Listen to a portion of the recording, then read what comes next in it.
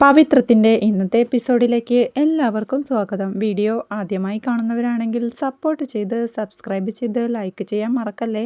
വേദയെ ഇറക്കി വിടാനുള്ള തൻ്റെ തീരുമാനത്തിൻ്റെ കാരണത്തെക്കുറിച്ച് മുത്തശ്ശിയോടായി കമല പറയുന്നുണ്ട്. വിക്രം ഒരിക്കലും നന്നാവില്ലെന്നും ആ ശ്രീനിവാസന്റെ പിടിയിൽ നിന്ന് അവൻ ഒരിക്കലും രക്ഷപ്പെടാൻ പോകുന്നില്ലെന്നും കമല പറയുന്നുണ്ട്. വേദയുടെ ജീവിതം കൂടി നശിപ്പിക്കാൻ താൻ തയ്യാറല്ലെന്നും അവളോട് മുഖം കറുപ്പിക്കുന്നുണ്ടെങ്കിൽ അതിന്റെ കാരണം സ്നേഹമാണെന്നും കമല പറയുന്നുണ്ട്. അത് കേൾക്കുന്ന അച്ചമ്മ കമലയെ സ്നേഹപൂർവ്വം ചേർത്ത് പിടിച്ചോണ്ട് ഒക്കെ ശരിയാവും, എനിക്കുറപ്പുണ്ട്, എന്നാ പിന്നെ ഞാൻ ഇറങ്ങട്ടെ എന്ന് പറഞ്ഞ് സുധാകരനെ നീട്ടി വിളിച്ചോണ്ട് എനിക്ക് ഇറങ്ങാറായി എന്ന് പറയുന്നുണ്ട്. സുധാകരൻ അങ്ങോട്ട് വരുമ്പോഴേക്കും കൂടെ തന്നെ നന്ദിനിയും വേദയും ശ്രീജയും വരുന്നുണ്ട്. 5 മണിക്കുള്ള ഫ്ലൈറ്റിലാ ഗംഗാധരൻ ടിക്കറ്റ് എടുത്തിരിക്കുന്നത്. എയർപോർട്ടിൽ എത്താറായി, വരട്ടെ എന്ന് പറഞ്ഞ് അച്ചമ്മ പോവാൻ തുടങ്ങുമ്പോഴേക്കും സുധാകരൻ അമ്മയെ വിളിച്ച് അമ്മ ഏൽപ്പിച്ച തറവാടിന്റെ താക്കോൽ തിരിച്ചു കൊടുത്തോണ്ട് ദാ ഇതും കൂടി കൊണ്ടുപോയിക്കോളൂന്ന് പറയുന്നുണ്ട്. എന്തിന്? അത് നിന്റെ കൂടി വീടല്ലേ എന്ന് അച്ചമ്മ ചോദിക്കുമ്പോൾ, വേണ്ട അമ്മേ, ഇത് ഗംഗാധരനും മക്കൾക്കുമുള്ളതാ, എനിക്കുള്ളതല്ല. പിന്നെ ഈ വീട് വിട്ടിറങ്ങേണ്ടി വന്ന എൻ്റെ 3 മക്കളുടെ ജീവിതം അവരുടേത് മാത്രമാ. അവർക്ക് ഭാര്യമാരുമായി എവിടെ വേണേലും പോവാം. എൻ്റെ അച്ഛനുണ്ടാക്കിയ സ്വത്തും കണ്ട് അവരിനിയും ജീവിക്കേണ്ട അമ്മേ. വേണമെങ്കിൽ അവരവരുടെ വഴി കണ്ടെത്തിയാൽ മതി എന്ന് പറഞ്ഞുകൊണ്ട് വീണ്ടും താക്കോൽ അച്ചമ്മയുടെ നേരെ നീട്ടുന്നുണ്ട്.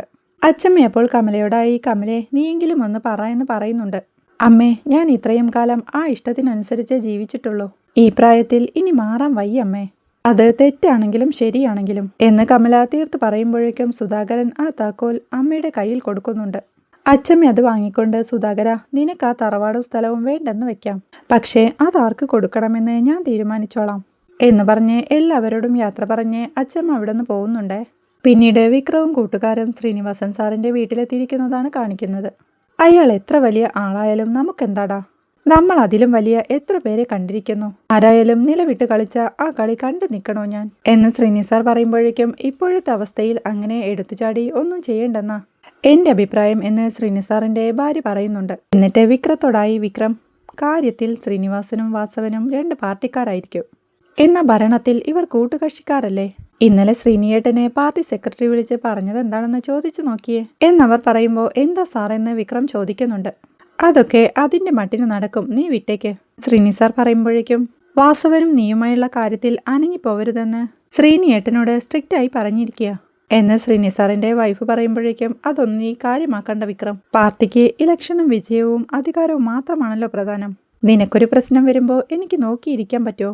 അവന് നമുക്ക് ഒരുമിച്ച് നേരിടാം എന്ന് ശ്രീനി സാർ പറയുമ്പോഴേക്കും അദ്ദേഹത്തിന്റെ ഭാര്യ താക്കീതോടെ ശ്രീനിയേട്ടാന്ന് വിളിക്കുന്നുണ്ട്. ഇത് കാണുന്ന വിക്രം, വേണ്ട സാർ, ഈ വിഷയം ഞാൻ ഒറ്റയ്ക്ക് നേരിട്ടോളാം എന്ന് പറയുന്നുണ്ട്. നീ എന്താ പറയുന്നത് വിക്രം, അവൻ സിറ്റിംഗ് MLA ആണ് എന്ന് ശ്രീനി സാർ പറയുമ്പോഴേക്കും, ശ്രീനി സാർ പറഞ്ഞതുപോലെ എത്ര വലിയ ആളായാലും എനിക്കെന്താ സാറേ, അവന്റെ വീട്ടിലുള്ളതും നമ്മുടെ വീട്ടിലുള്ളതുപോലെ മനുഷ്യന്മാര് തന്നെയല്ലേ എന്ന് വിക്രം ചോദിക്കുമ്പോൾ, എന്ത് വേണമെന്ന് നീ തീരുമാനിച്ചോ, എന്തായാലും ഞാൻ നിന്റെ കൂടെ തന്നെ ഉണ്ടാവും എന്ന് ശ്രീനി സാറും പറയുന്നുണ്ട്. വേണ്ട സാറേ, പാർട്ടി സെക്രട്ടറിയൊക്കെ വിളിച്ചു പറഞ്ഞ സ്ഥിതിക്ക് ഇനി സാർ ഒന്നിനും കൂടെ നിൽക്കാതിരിക്കുന്നതാ ബുദ്ധി. വരാനിരിക്കുന്ന ഇലക്ഷനെ അത് ബാധിക്കാതിരിക്കില്ല എന്ന് വിക്രം പറയുമ്പോഴേക്കും, അത് തന്നെയാണ് ഞാനും പറയുന്നത്. ഇവിടുത്തെ അസംബ്ലി സീറ്റ് ശ്രീനിയേട്ടനെ ഉറപ്പിച്ചിരിക്കുന്ന സ്ഥിതിക്ക് എന്ന് അദ്ദേഹത്തിന്റെ ഭാര്യ പറഞ്ഞു തുടങ്ങുമ്പോഴേക്കും, സാർ അതിനെ എതിർത്തോണ്ട് അത് പോണെങ്കിൽ പോട്ടെ, അതിനേക്കാൾ വലുതാണ് എനിക്ക് ഇവന്റെ കാര്യം. ഇത്രയും കാലം നിഴൽ പോലെ കൂടെ നിന്നിട്ട് ഇവനൊരു പ്രശ്നം വരുമ്പോൾ ഞാൻ സീറ്റിന്റെ കാര്യവും പറഞ്ഞിരിക്കണോ എന്ന് ശ്രീനി സാർ ഒച്ചവെക്കുമ്പോഴേക്കും, ഒന്ന് മിണ്ടാതിരിക്കും സാറേ, ഇപ്പോൾ ചേച്ചി പറഞ്ഞത് തന്നെയാ പ്രധാനം. അധികാരത്തിലുള്ള ശ്രീനി സാറിന് ഇപ്പോഴുള്ളതിനേക്കാൾ ഒരുപാട് കാര്യങ്ങൾ ചെയ്യാൻ പറ്റും. ശ്രീനി സാർ MLA ആയാൽ ഞങ്ങളുടെ പ്രശ്നങ്ങൾ പരിഹരിക്കുമെന്ന വിശ്വാസവുമായി കുറെ പേര് കാത്തിരിക്കുന്നുണ്ട്. പട്ടയ വിതരണം അതിന്റെ തുടക്കമായിരുന്നു. വോട്ട് തരാൻ തയ്യാറായി നിൽക്കുന്ന ആ ജനങ്ങളുടെ വിശ്വാസം എനിക്ക് വേണ്ടി വാസവനോട് എതിരിട്ട് കളഞ്ഞു കുളിക്കാൻ ഞാൻ സമ്മതിക്കില്ല. എന്നത്തെയും പോലെ ഇവിടെ വന്ന് ഞാൻ ചെയ്യാൻ പോകുന്ന കാര്യങ്ങൾ അറിയിക്കാം. മാർഗങ്ങളും ഉപദേശങ്ങളും മാത്രം മതി, എനിക്ക് വേണ്ടി ശ്രീനി സാറ് നേരിട്ട് കളത്തിലിറങ്ങണ്ട എന്ന് പറഞ്ഞ് ശ്രീനി സാറോട് യാത്രയും പറഞ്ഞ് വിക്രവും കൂട്ടരും അവിടെ നിന്ന് ഇറങ്ങുന്നുണ്ട്. അവിടെ നിന്നിറങ്ങിയ വിക്രം നേരെ എത്തുന്നത് KCB ഓവർസിയർ മുരളീധരന്റെ വീട്ടിലാണ്. വിക്രം കോളിംഗ് ബെല്ലടിക്കുമ്പോഴേക്കും മുരളീധരൻ വന്ന് വാതിൽ തുറന്ന് ആരാണെന്ന് ചോദിക്കുക. മുരളീധരൻ അല്ലേ, KCBയിലെ ഓവർസിയർ അല്ലേ എന്ന് വിക്രം ചോദിക്കുമ്പോൾ, നിങ്ങളാ സുധാകരൻ മാഷിന്റെ എന്ന് മുരളീധരനും. വിക്രം ചിരിച്ചോണ്ട് കറക്റ്റ് എന്ന് പറഞ്ഞ്, അപ്പോൾ എങ്ങനെയാ, നമ്മൾ ഇങ്ങനെ നിന്ന് സംസാരിക്കണോ അതോ ഞാൻ അകത്തോട്ട് വരണോ അല്ലെങ്കിൽ നിങ്ങൾ പുറത്തോട്ട് വരുന്നോ, അല്ലെങ്കിൽ പിന്നെ നല്ലത് ഞാൻ അകത്തേട്ട് വരുന്നതായിരിക്കും എന്ന് പറഞ്ഞുകൊണ്ട് വിക്രം അകത്തേക്ക് കയറുന്നുണ്ട്. അതാവുമ്പോൾ തനിക്കിട്ട് 2 കിട്ടിയാലും നാട്ടുകാർ കാണില്ലല്ലോ എന്ന് പറഞ്ഞ് അകത്ത് കയറി വിക്രം വാതിലടയ്ക്കുന്നുണ്ട്.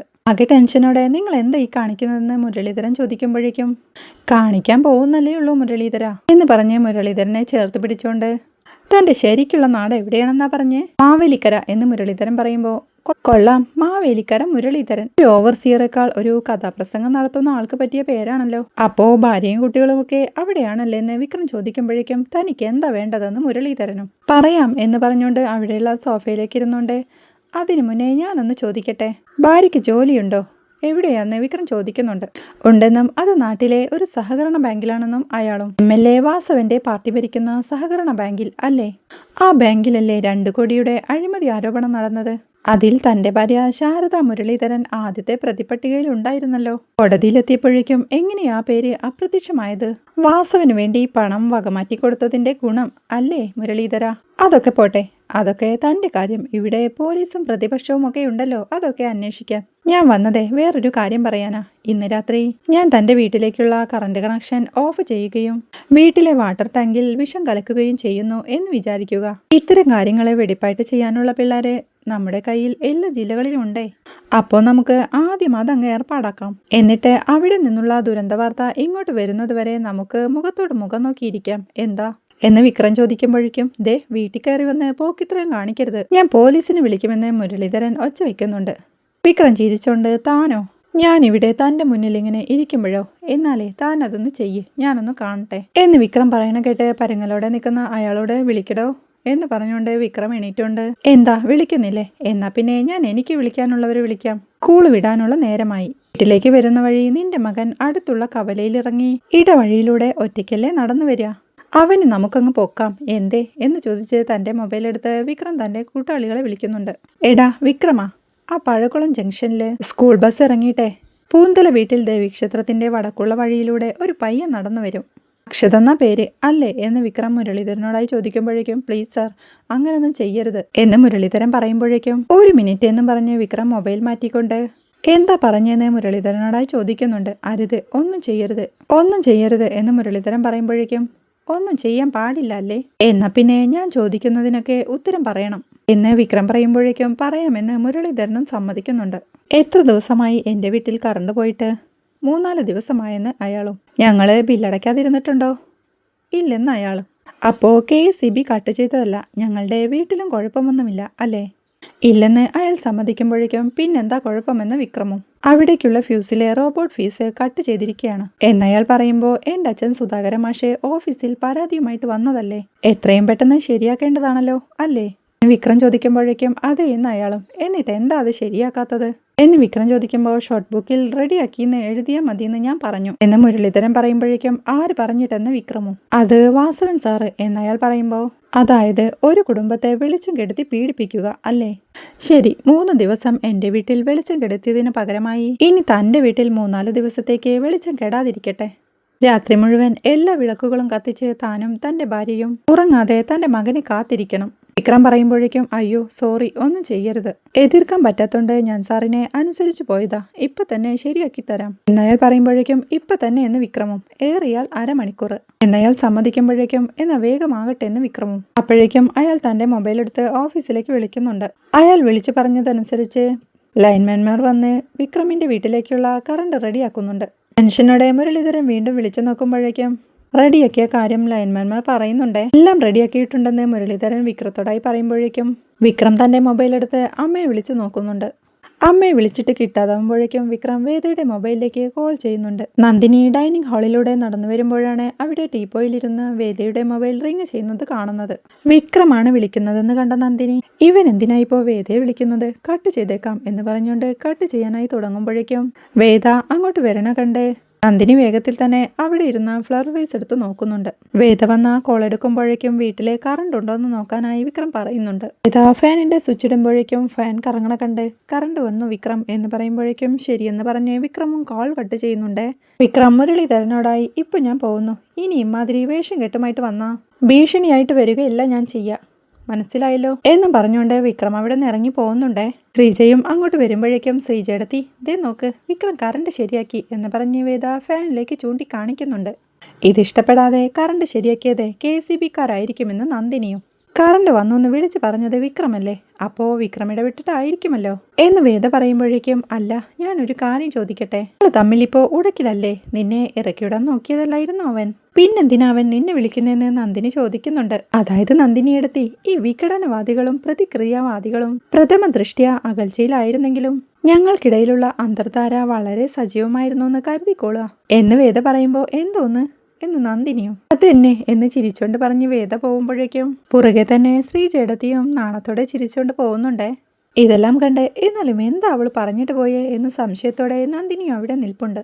വേദ മുറ്റത്ത് ചെന്ന് ഉണങ്ങാനിട്ട തുണിയെല്ലാം അഴയെന്നെടുത്തോണ്ടിരിക്കുമ്പോഴാണ് ശ്രീജേടത്തി അവളുടെ അടുത്തേക്ക് വരുന്നത്. വേദ പറഞ്ഞതൊന്നും നന്ദിനിക്ക് മനസ്സിലായി കാണില്ല എന്ന് ശ്രീജ പറയുമ്പോഴേക്കും ഞാനതൊരു തമാശയായി പറഞ്ഞതല്ലേ ശ്രീജേടത്തി എന്ന് വേദ പറയുമ്പോഴേക്കും കറണ്ട് റെഡിയാക്കിയ പോലെ വിക്രം വീടിന്റെ കാര്യവും റെഡിയാക്കൂ വേദേ, എന്റെ മനസ്സങ്ങനെ പറയുന്നു എന്ന് ശ്രീജേടത്തി പറയുമ്പോഴേക്കും വിക്രം സ്വീകരിച്ച വഴി ഏതായാലും നിയമത്തിന്റെ വഴി ആയിരിക്കില്ല ശ്രീജേടത്തി, നന്ദിനിയെടുത്തി നിൽക്കുമ്പോൾ ഞാനത് പറഞ്ഞില്ലെന്നേ ഉള്ളൂ, പേടിപ്പിച്ചും ഭീഷണിപ്പെടുത്തിയും വശത്താക്കുന്ന വഴി മാത്രമേ വിക്രമിനറിയൂ. ആ വാസവന്റെ വാക്കുകേട്ട് ഇവിടേക്കുള്ള കറണ്ട് കട്ട് ചെയ്യാൻ ശ്രമിച്ചത് ആരാണെന്ന് വിക്രം കണ്ടെത്തി കാണും. അയാളെ ചെന്ന് കണ്ട് എന്തെങ്കിലും പറഞ്ഞ് ഭീഷണിപ്പെടുത്തി കാണും. സർക്കാർ ഉദ്യോഗസ്ഥന് നേരെ കത്തി കാണിച്ച് കൊലപ്പെടുത്താൻ ശ്രമിച്ചു എന്ന് പറഞ്ഞ് അടുത്ത കേസ് വരാതിരുന്ന ഭാഗ്യം എന്ന് വേദ പറയുമ്പോഴേക്കും അപ്പോ ജപ്തി നടക്കുമെന്ന് തന്നെയാണോ വേദ പറയുന്നത് എന്ന് ശ്രീജയും. ഞാൻ ആലോചിച്ചിട്ട് വേറൊരു മാർഗവുമില്ല ശ്രീജേടത്തി എന്ന് വേദ പറയുമ്പോഴേക്കും ഇവിടെ വന്ന് കയറിയ ദിവസം മുതലേ ഇത് ഭർത്താവിന്റെ വീടാണെന്ന് എനിക്ക് തോന്നിയിട്ടില്ല, സ്വന്തം വീടായിട്ടേ തോന്നിയിട്ടുള്ളൂ, ഇവിടെ നിറങ്ങി പോവാന്നൊക്കെ പറഞ്ഞാൽ സഹിക്കുന്നില്ല വേദ ജൂനിയറായി പ്രാക്ടീസ് ചെയ്യാൻ ഒരു വക്കീലിനെ പോയി കണ്ടില്ലേ, അയാൾക്ക് നമ്മളെ ഹെൽപ്പ് ചെയ്യാൻ പറ്റുമെന്ന് ശ്രീജ ചോദിക്കുന്നുണ്ട്. ആ ആവശ്യത്തിന് വേണ്ടി ഫോൺ വിളിച്ചിട്ട് പിന്നീട് അയാൾ എടുത്തതുപോലുമില്ല, എന്നിട്ടാണോ ഇപ്പോ എന്ന് വേദ പറയുമ്പോഴേക്കും ഈ വീട്ടിൽ നിന്ന് എല്ലാം ഉപേക്ഷിച്ചിറങ്ങാൻ അച്ഛന് പറ്റുമെന്ന് വേദയ്ക്ക് തോന്നുന്നുണ്ടോ, ഒന്നും പുറത്ത് കാണിക്കുന്നില്ലെന്നേയുള്ളൂ, ഉള്ളിലെന്താന്ന് ആർക്കറിയാം, എന്തെങ്കിലും ചെയ്തു കളയുന്ന എന്റെ പേടി, അത്ര ആത്മബന്ധമുള്ള വീടാ അച്ഛനിത്, അച്ഛനൊരിക്കലും സഹിക്കാൻ പറ്റില്ല അതുറപ്പാ എന്ന് ശ്രീജ പറയുമ്പോഴേക്കും അടുക്കളയിൽ നിന്നും കുക്കറിന്റെ വിസിലടി കേട്ട് പരിപ്പ് വെന്തു എന്ന് പറഞ്ഞുകൊണ്ട് ശ്രീജ അങ്ങോട്ട് പോകുന്നുണ്ടേ. വേദ അപ്പോഴേക്കും തന്റെ മൊബൈലെടുത്ത് ദർശനെ വിളിക്കുന്നുണ്ട്. ഓടിച്ചുകൊണ്ടിരുന്ന ദർശൻ കോൾ എടുക്കുമ്പോഴേക്കും ഹലോ ഞാനാണ് ദർശൻ എന്ന് വേദ പറയുമ്പോൾ മനസ്സിലായി വേദ സുഖമായിരിക്കുന്നു, സത്യം പറഞ്ഞ വേദയൊന്ന് വിളിക്കണമെന്ന് വിചാരിച്ചിരിക്കുകയായിരുന്നു. Veda you have to file a complaint against Vasavan, പട്ടാപ്പകൽ ഇത്രയും നീചമായി നിന്നോട് എന്ത് കാണിച്ചിട്ടും നീ എന്താ മിണ്ടാതിരിക്കുന്നത്, ഞാൻ ഹെൽപ്പ് ചെയ്യാം നിന്നെ എന്ന് ദർശൻ പറയുമ്പോഴേക്കും വാസവനോടുള്ള പ്രതികാരം തീർക്കാനല്ല ദർശൻ ഞാനിപ്പോ വിളിച്ചത് എന്ന് വേദയും പറയുന്നുണ്ട്. വേദ നിന്റെ ആ പഴയ ശൗര്യമൊക്കെ എവിടെ പോയി, പണ്ടായിരുന്നു നിന്നോട് ഇങ്ങനെ ഒരാൾ പെരുമാറിയിരുന്നെങ്കിൽ അയാളിപ്പോ അഴിക്കുള്ളിൽ കിടന്നേനെ എന്ന് ദർശൻ പറയുമ്പോഴേക്കും അയാൾ എന്നോട് ചെയ്തതിന് പരാതിയില്ലാത്തോണ്ടല്ല ദർശൻ, അയാൾക്ക് വിക്രത്തോടുള്ള പകയാണ് അത് ചെയ്യിച്ചത്, ഇപ്പോ അതിനേക്കാൾ വലിയൊരു വിഷയത്തിൽ അയാൾ തന്നെ എല്ലാവരെയും കൊണ്ട് എത്തിച്ചിരിക്കുക, 3-4 ദിവസത്തിനുള്ളിൽ ഈ വീട്ടിൽ നിന്ന് എല്ലാവരും ഇറങ്ങേണ്ടി വരും ദർശൻ എന്ന് വേദ പറയുമ്പോഴേക്കും മനസ്സിലായില്ല എന്ന് ദർശനും. വേദ ജപ്തിയുടെ കാര്യമെല്ലാം പറഞ്ഞുകൊണ്ട് അയാളുടെ പാർട്ടിയുടെ ഭരണമാണല്ലോ, ബാങ്കിൽ ഇതൊക്കെ നടന്നില്ലെങ്കിലേ ഉള്ളൂ അത്ഭുതം എന്ന് വേദ പറയുമ്പോഴേക്കും ഇത്രയുമായ സ്ഥിതിക്ക് ഇനി ലേലത്തിലെ അത് തിരിച്ചു പിടിക്കാൻ പറ്റുള്ളൂ അല്ലേ എന്ന് ദർശനും. അവിടെയും ഒരു പ്രശ്നമുണ്ട്, ഒരിടത്തോട് ചേർന്ന് കിടക്കുന്ന പറമ്പിന്റെ അധിക സർവേയില ഭൂമി, ആ ഭൂമി PTRലെ കൃഷിഭൂമിയാണത്രേ, അതിന്നേ വരെ തിരുത്തിയിട്ടില്ല, അതുകൊണ്ട് വീടിടിച്ച് നിരത്തുമെന്നാണ് അയാളുടെ ഭീഷണി, ഏതെങ്കിലും തരത്തിൽ ആ ജപ്തി നടക്കാതെ എന്നെ സഹായിക്കാൻ ദർശന് കഴിയോ എന്ന് വേദ ചോദിക്കുമ്പോഴേക്കും ദർശൻ ഒന്നും മിണ്ടാതിരിക്കുന്നുണ്ട്. ഈ വിധിക്കെതിരെ ഒരു ഇഞ്ചക്ഷൻ ഓർഡർ എടുക്കാൻ നമുക്ക് പറ്റുമോ എന്ന് വേദ വീണ്ടും ചോദിക്കുമ്പോഴേക്കും തോന്നുന്നില്ല വേദ, ഇതൊക്കെ നിയമം അറിയാലോ, ജപ്തി നടത്തിയെടുക്കാൻ അവർക്ക് കോടതി വിധിയുടെ ആവശ്യമൊന്നുമില്ല. ദർശൻ പറയുമ്പോഴേക്കും നമുക്കൊന്നും ചെയ്യാൻ പറ്റില്ല എന്നാണോ എന്ന് വേദയും ചോദിക്കുന്നുണ്ട്. ഈ രാഷ്ട്രീയക്കാരെ അറിയാലോ, നമ്മൾ ഏത് വഴി പോയാലും അവരത് മുടക്കും എന്ന് ദർശൻ പറയുമ്പോഴേക്കും അപ്പോ ദർശൻ പറയുന്നത് ജപ്തി നടക്കുമെന്നാണോ എന്ന് വേദ ചോദിക്കുമ്പോഴേക്കും അതല്ല, പിന്നെ വേറൊരു വഴിയുണ്ട്, ശങ്കരൻ അങ്കിൾ സുധാകരൻ മാഷിനോട് അദ്ദേഹത്തെ ഒന്ന് കാണാൻ പറ, ഹൈക്കോടതിയിൽ നിന്ന് ഒരു സ്റ്റേ കിട്ടാൻ ഏറ്റവും എളുപ്പമുള്ള വഴി അതാണ് എന്ന് ദർശൻ പറയുമ്പോഴേക്കും അച്ഛൻ അത് ചെയ്യൂ ദർശൻ എന്ന് വേദയും ചോദിക്കുന്നുണ്ട്. വാസവന്റെ മകന്റെ കേസിലെ വിക്രമിന് ജാമ്യം കൊടുത്തത് അതില് നീതിയുടെ ഒരംശമുണ്ടെന്ന് കണ്ടിട്ടല്ലേ, അയാളെപ്പോലെ ഒരു രാഷ്ട്രീയക്കാരൻ പക പോക്കാനാണ് ഇങ്ങനെ ചെയ്യുന്നതെന്നറിഞ്ഞ അങ്കിൾ ഇടപെടുമെന്നാ എനിക്ക് തോന്നുന്നത് എന്ന് ദർശൻ പറയുമ്പോഴേക്കും ദർശൻ ഒന്ന് സംസാരിക്കാൻ കഴിയുമെന്ന് വേദ ചോദിക്കുന്നുണ്ട്. അയ്യോ ഞാനോ എന്ന് ദർശൻ ചോദിക്കുമ്പോഴേക്കും പ്ലീസ് ദർശൻ, ഞാൻ സംസാരിക്കാൻ ചെന്നാൽ ചിലപ്പോ കാണാൻ പോലും അച്ഛൻ കൂട്ടാക്കില്ല, അതാ ദർശൻ പ്ലീസ് എന്ന് വേദ പറയുമ്പോഴേക്കും ശരിയെന്ന് പറഞ്ഞ് ദർശൻ കോൾ വെക്കുന്നുണ്ടേ. ഇത്രയുമാണ് ഇന്നത്തെ എപ്പിസോഡിലെ വിശേഷങ്ങൾ. വീഡിയോ ഇഷ്ടമായാൽ സപ്പോർട്ട് ചെയ്ത് സബ്സ്ക്രൈബ് ചെയ്ത് ലൈക്ക് ചെയ്യാൻ മറക്കല്ലേ.